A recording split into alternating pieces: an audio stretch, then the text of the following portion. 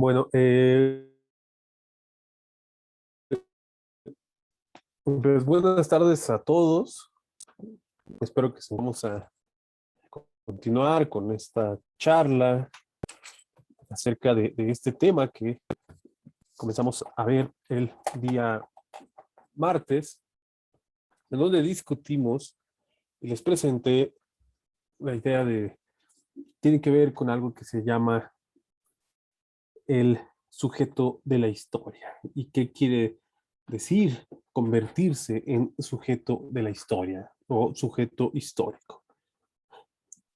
En la sesión anterior habíamos abordado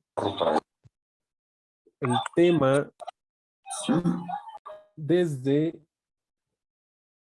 un enfoque más histórico-teórico. Les había hablado acerca del papel de los seres humanos en la historia, de cómo se van conformando esta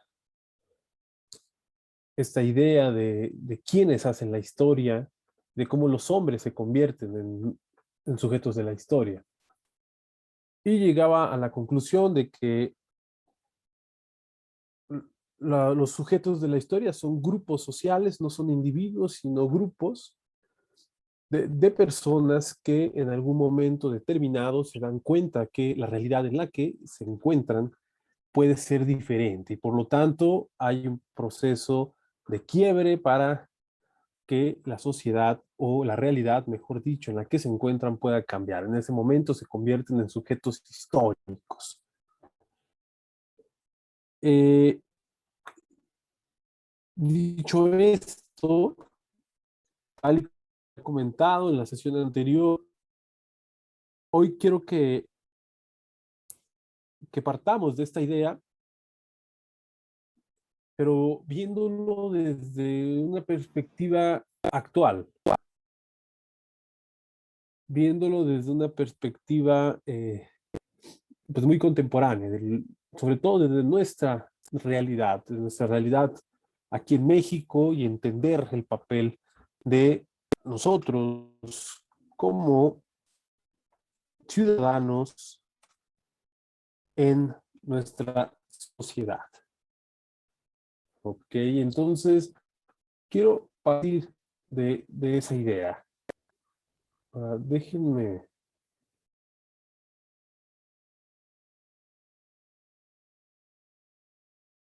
Quiero hacer.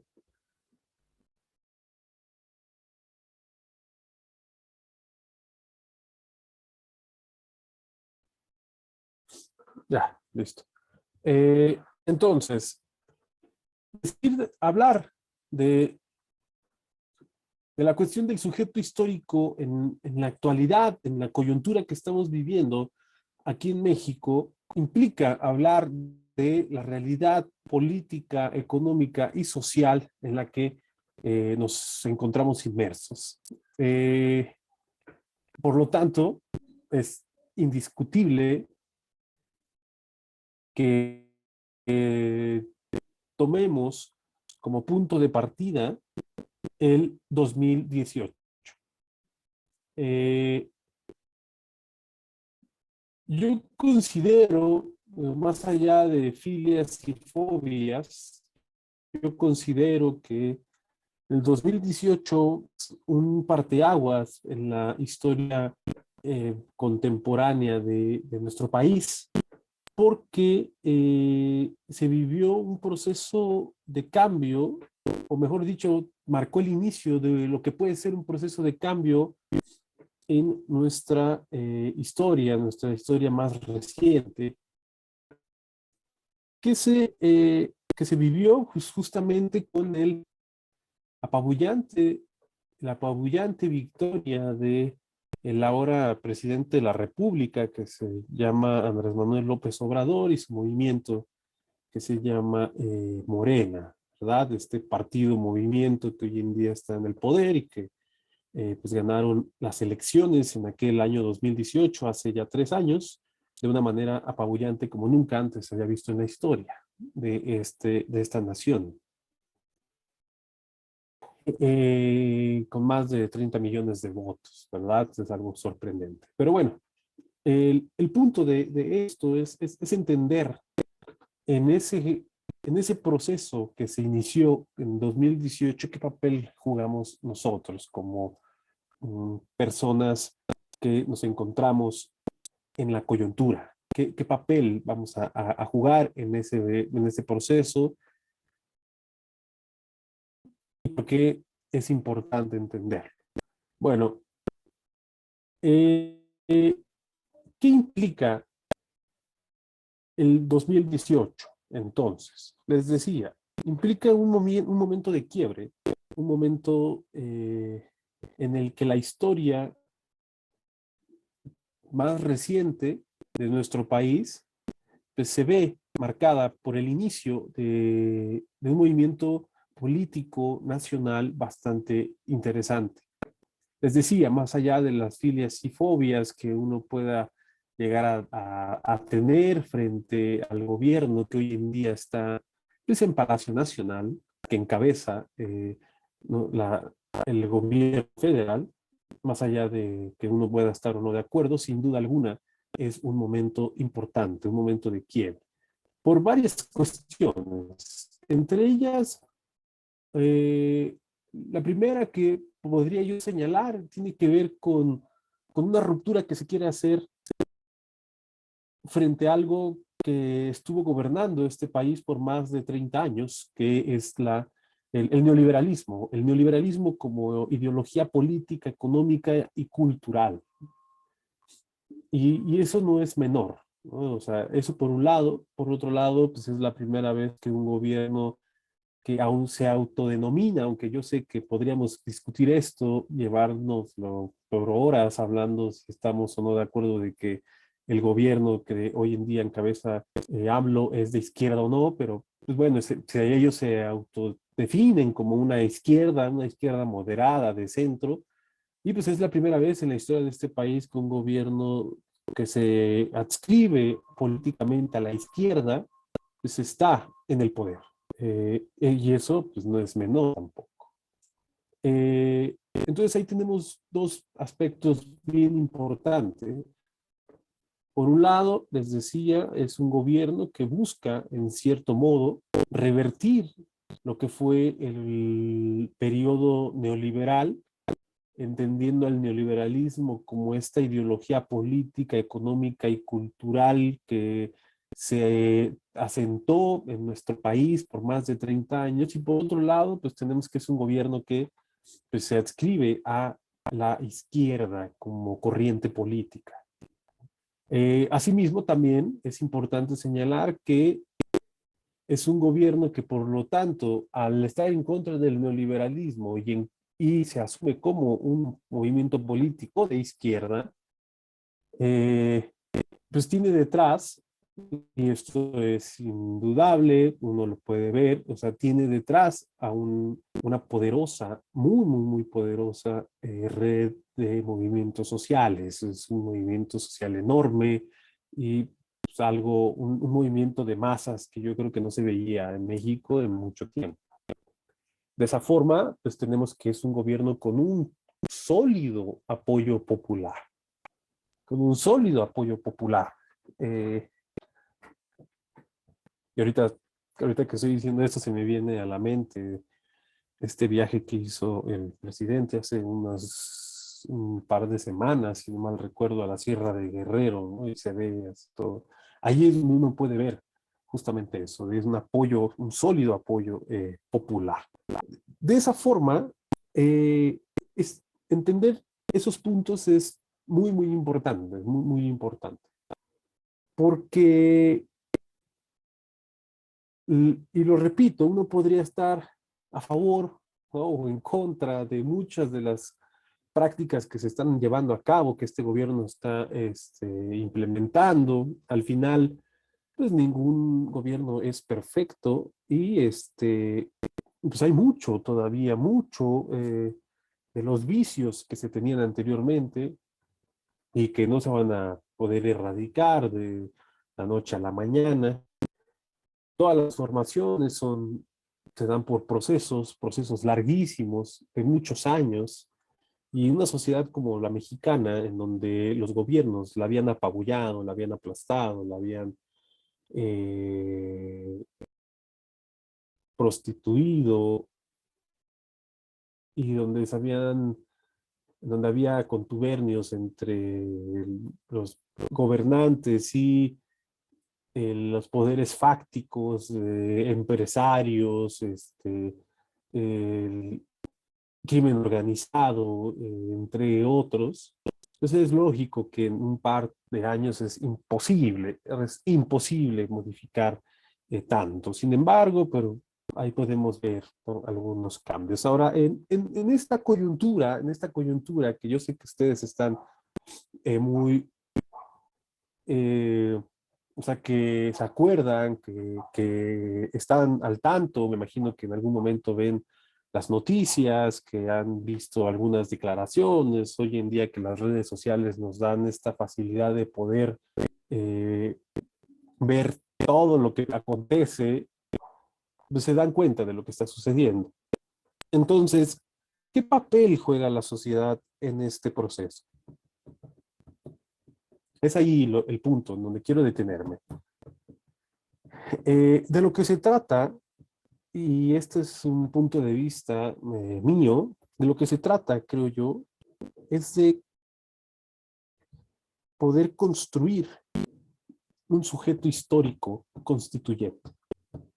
Y se los repito, desde mi punto de vista, en esta coyuntura que estamos atravesando aquí en este país, es importante que la sociedad se organice y que se pueda constituir un sujeto histórico constituyente. ¿Qué quiere decir esto? ¿Qué quiere decir esto de sujeto histórico constituyente? Eh, Primero, quiero leerles una definición que a mí me parece bastante interesante, que comparto de un autor que se llama Juárez Rodríguez, y dice lo siguiente, quiero leérselos de forma muy rápida. Dice, bueno, ¿quiénes son, no? O quién es el sujeto histórico? Y él dice lo siguiente, sujeto histórico es aquel sujeto que, habiendo comprendido el entramado social de desigualdades e injusticias sociales que aparece como normal a los ojos de la mayoría, comprende que detrás de esta normalización se yergue un poder social establecido. Se lo repito, dice, un sujeto histórico es aquel sujeto que, habiendo comprendido el entramado social de desigualdades e injusticias sociales que aparecen como normal a los ojos de la mayoría, comprende que detrás de esta normalización se yergue un poder social establecido. Ahora, esto es, a mi modo de ver, lo más importante, ¿no? Si tratamos de desmenuzar lo que nos dice Juárez Rodríguez, él nos está diciendo que un sujeto histórico es aquel o aquellos que se dan cuenta de las desigualdades, que se da cuenta de las desigualdades, de las injusticias que aparecen en la sociedad, y que más allá de darse cuenta percibe que no son cosas normales, que no es algo que ocurra porque pues así ha sido durante años, sino que al no ser normal, es posible que puedan cambiarse. Y puesto a hacerlo, pues se decide a cambiar la situación. Entonces, evidentemente, no siempre es tan sencillo poder cambiar la realidad, ¿verdad? Son pocas las ocasiones en las que un movimiento social ha podido transformar la realidad. Eso se le llaman revoluciones, y si nosotros nos ponemos a ver en la historia de la humanidad, pues son pocas las que han ocurrido. Eh, Hoy en día es evidente que pues, México no va encaminado a hacia una revolución social y política. Falta mucho para que se pueda conseguir eso, pero, pero en la coyuntura en la que estamos, creo que hay mayor probabilidad que una transformación pueda darse. En ese sentido, quiero que les quede claro que al final lo importante es la organización social. Lo importante es la conciencia social que se puede constituir. Lo importante es darse cuenta que lo que ocurre día con día no es algo normal, que lo que ocurre no es algo natural y que la realidad, al no ser natural, por lo tanto puede mejorarse. Entonces, tomando conciencia de ello, viene después un proceso de organización. ¿Por qué? Porque pues a lo mejor yo me puedo dar cuenta o ustedes pueden darse cuenta, entender que muchas de las cosas que suceden porque hay detrás todo un bloque hegemónico, ideológico, que controla y que hace que las personas hagan lo que hagan, a veces sin que se den cuenta, inconscientemente lo llegan a hacer, y a lo mejor nosotros nos damos cuenta, pero o lo percibimos o creemos quizá que nos damos cuenta. Sin embargo, pues yo solo, o nosotros cuatro, cinco, seis, pues es imposible quizá cambiar una realidad que está impregnada en la conciencia colectiva de todo un pueblo. Entonces, es muy importante que pensando en las instituciones se pueda construir un poder contrahegemónico. ¿Y a qué me refiero con algo contrahegemónico? Con algo que pueda luchar y sustituir el modo de pensar de muchas personas. El neoliberalismo, el neoliberalismo, les decía, como ideología política, económica y cultural, estaba sustentada principalmente en un precepto que no es nuevo, no es algo que el neoliberalismo vino e implementó, sino que el neoliberalismo acrecentó, que es el individualismo.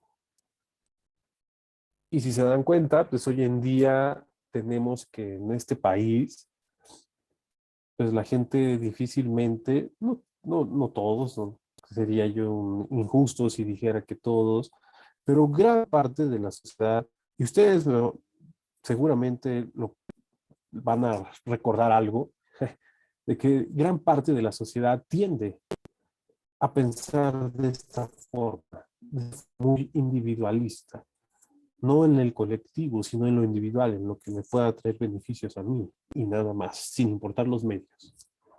Y entonces nos ponemos a pensar de que si los actos en los que hacemos nos van a dar beneficios y dejamos de pensar en el colectivo.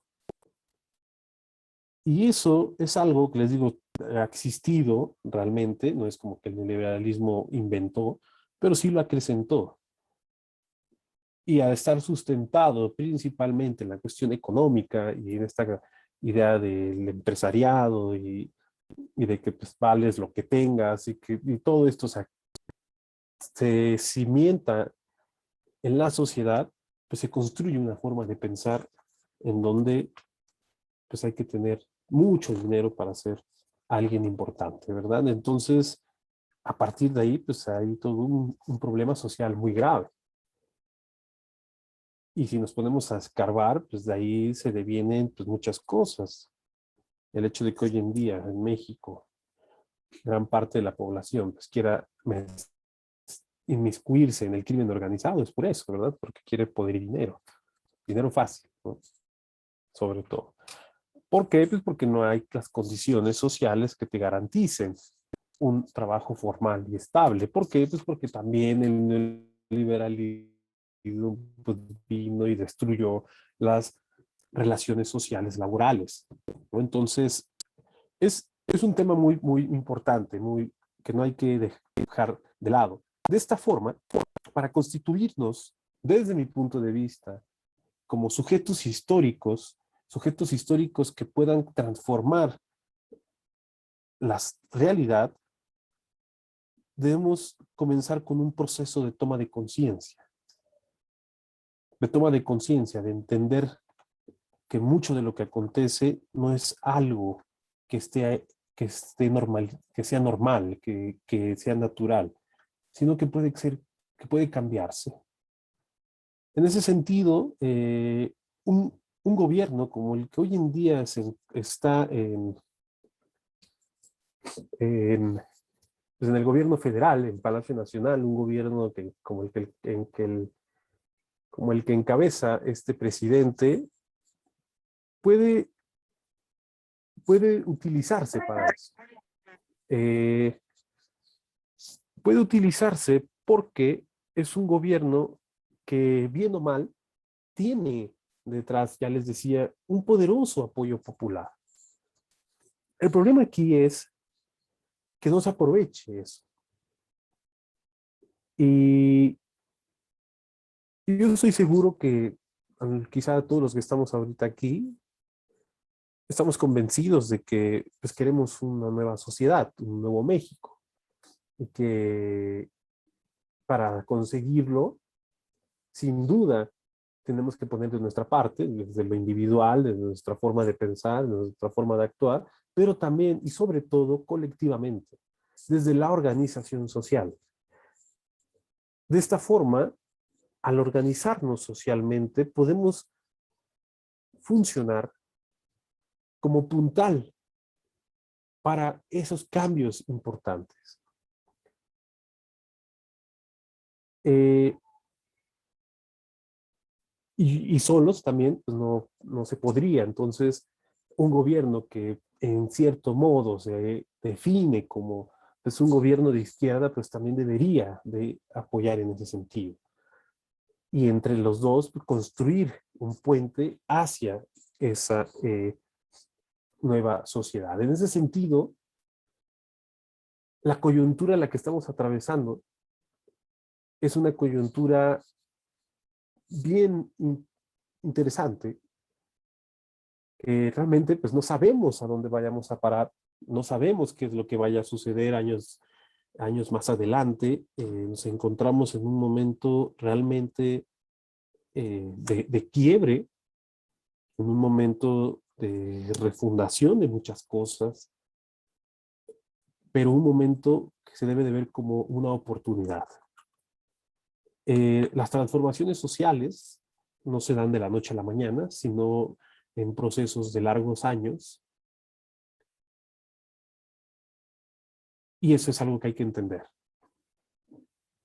Y nosotros, como ciudadanos y como decía Aristóteles, como animales políticos que nos preocupamos por los asuntos de la ciudad, de lo que acontece a nuestro alrededor, pues deberíamos de organizarnos y constituir ese bloque histórico para constituirnos como tal, como sujetos históricos que queremos transformar la sociedad.